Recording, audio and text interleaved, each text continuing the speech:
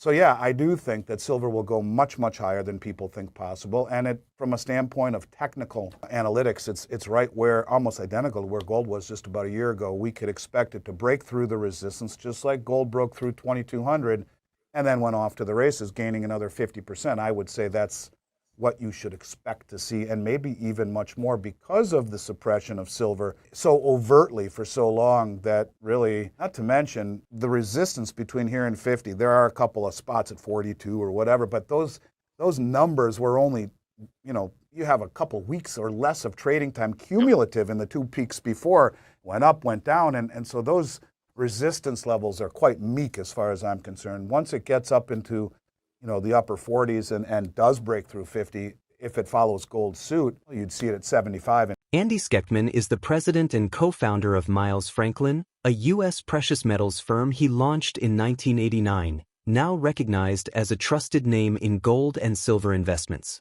Given the historical gold-to-silver ratio of around 50-1, even modest projections, such as gold reaching $4,000, could lift silver to $60 to $80 an ounce.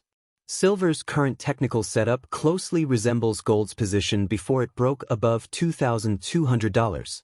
If silver breaks key resistance, especially at $50, it could rapidly spike to $75 or more, driven by suppressed prices and tightening physical supply. Gold prices may be on track to hit $4,000 per ounce by year-end, according to Canadian firm Fidelity. Fund manager Ian Sampson told Bloomberg that as the Federal Reserve moves to cut rates and the U.S. dollar weakens, confidence in gold remains high. Several portfolios have even added to their gold positions after a recent pullback from April's $3,500 high. Andy Schectman shares that an anonymous entity shorted 440 million ounces of silver at around $37.50, which is unusual, not the typical behavior of commercial banks.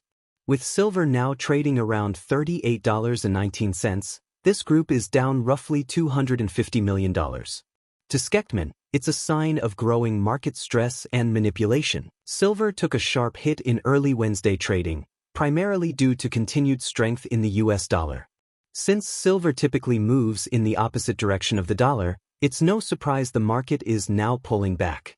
At this pace, it appears that silver may be heading back down to test the $37.50 level.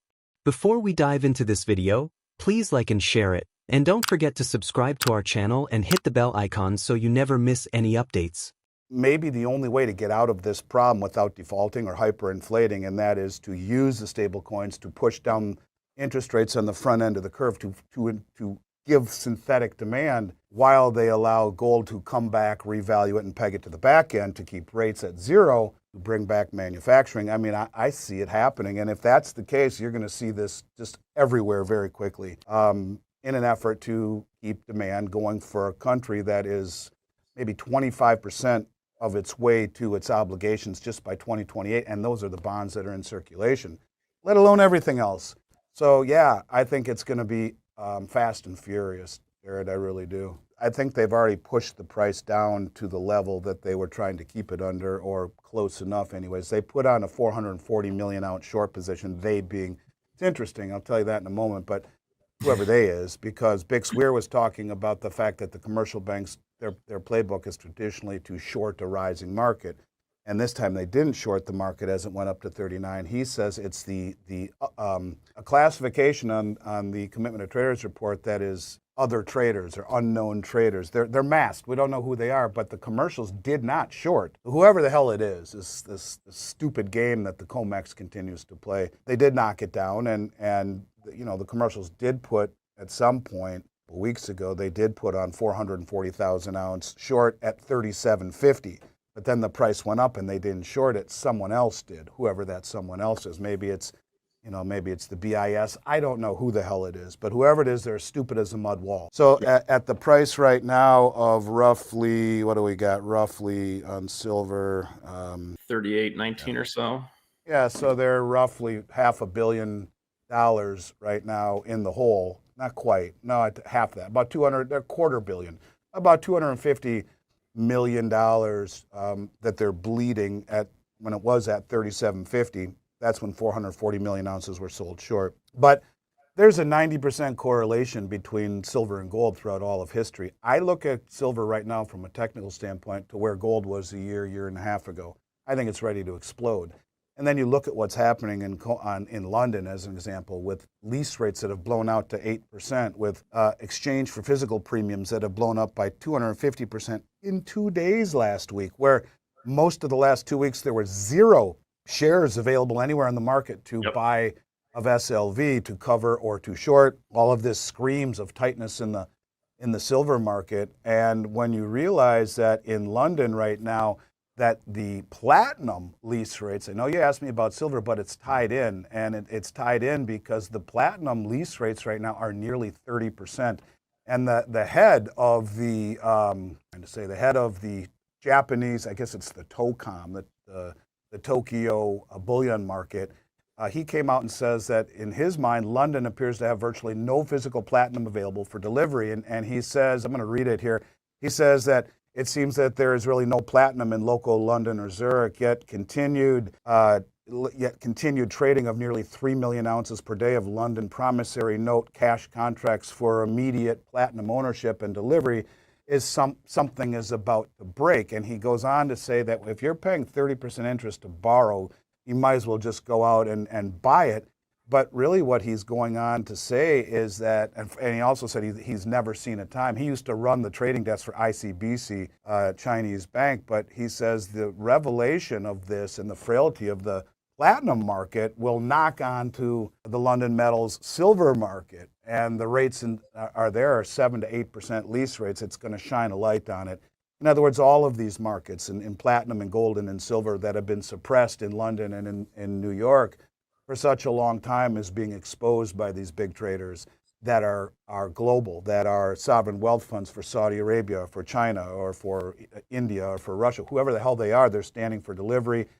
And they are using the stupidity of the West and their continued manipulating of the market to drain what's available. It's changing. The market is not behaving anywhere near like it used to. And if you see a 7% 1 month lease rate for silver, that's something I've never seen before. So the market is getting very tight, physical supply. And I would expect that if gold goes to the moon, silver will slingshot. And look, if you just use the silver to gold ratio, you got all the banks saying $4,000 gold by the end of the year. If you realize 50 to 1, it's been higher than that on par for the last 150 years on average. That puts it at $80 an ounce. Even at 70 to 1, which is way higher than its average for the past 150 years, you're at 60. So yeah, I do think that silver will go much, much higher than people think possible. And from a standpoint of technical analytics, it's right where, almost identical to where gold was just about a year ago. We could expect it to break through the resistance, just like gold broke through 2,200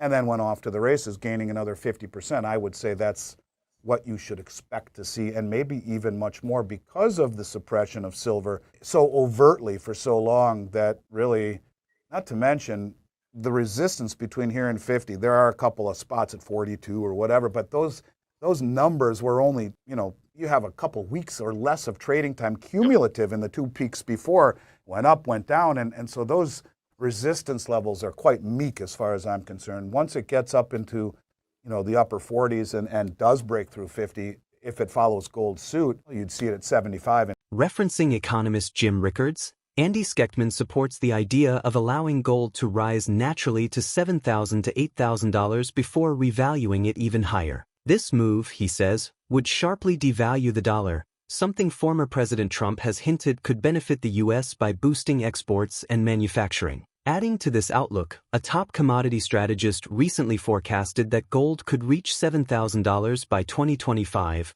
a 135% increase from today's $3,000 level. If accurate, the return on investment in gold from 2024 to 2025 could be extraordinary. Schectman also points to the U.S.'s growing debt crisis, noting the need for $1 trillion in borrowing this quarter alone and $37 trillion by 2028.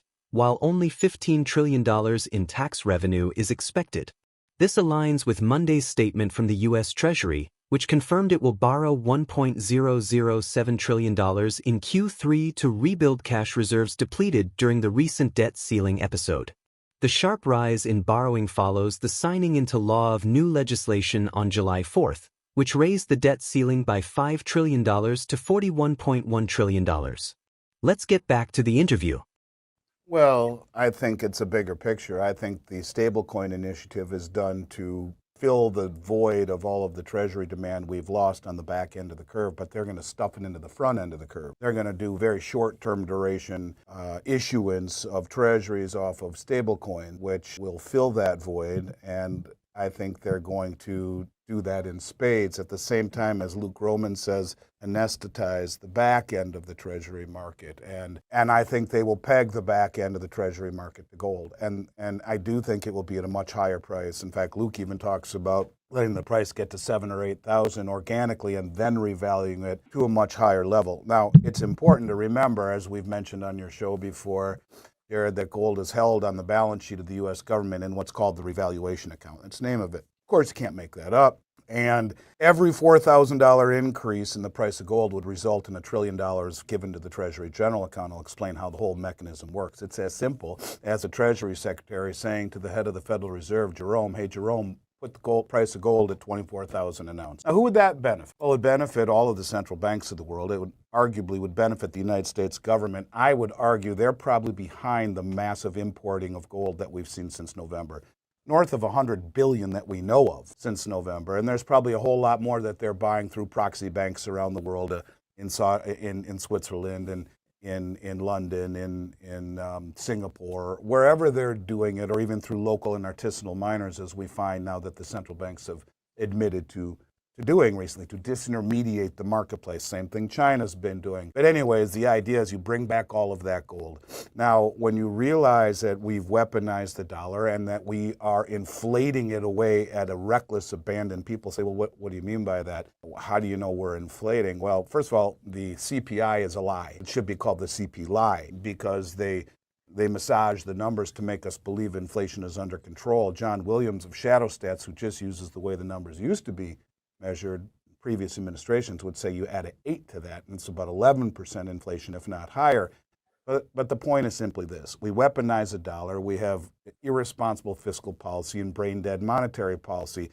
They just came out with their estimate for the third quarter in terms of the amount of debt they'll need to issue. $1 trillion is the number. In 90 days, they're going to need $1 trillion. That's at least $3 trillion a year in deficit spending for the next 3 years. When you realize that in 3 years, 2028, we need $28 trillion just to pay for the bonds that come due that we've already issued. Add the $9 trillion in deficit spending minimum, you're at $37 trillion. In the next 3 years, we'll take in $15 trillion in tax revenue. So we're just over 1/3 of the way there.